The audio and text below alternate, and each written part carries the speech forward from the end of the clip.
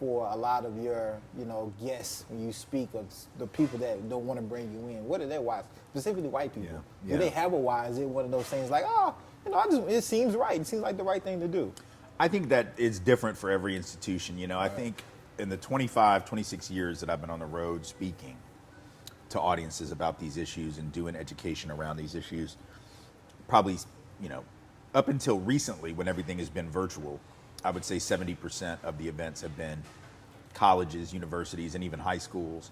And I would say for them, you have some that I think are really trying to create anti-racist space and really do real institutional change. Right. And then there are others who just, they have so many speakers a year come in and they got to fill a slot and check a box, right? Right. And you have some, I remember in the early days I would get booked by the campus activities people, and I would go to these conferences. They have the National Association of Campus Activities. Mm-hmm. And so you would go and you would do a 20-minute, short version of your talk. Right. But they would put you on the stage, and then so you would do your 20 minutes. So I'd be up there talking about white privilege and racism for 20 minutes. Right. And then literally right after me is a stand-up comic.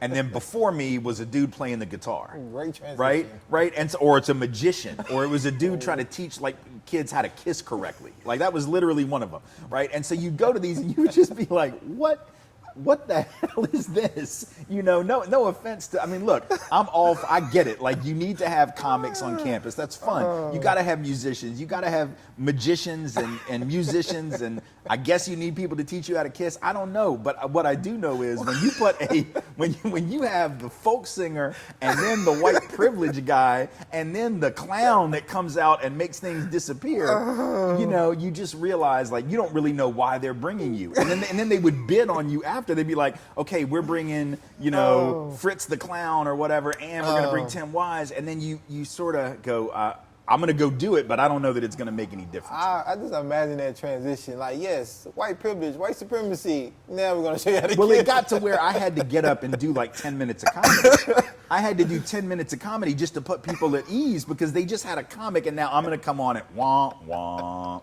Oppression, and so you have to figure out segues. And so what I found was my presentation started to become more and more comedic. Right. Which on the one hand, okay, if that allows you to hear it, but on the other hand, that's not really what I came for. Right. To do 20 minutes of white privilege comedy. Right. So I had to move a bit away from that. And over the years, I have found that most of the institutions at this point, that bring me in really are trying. Right. I think their motivations are good.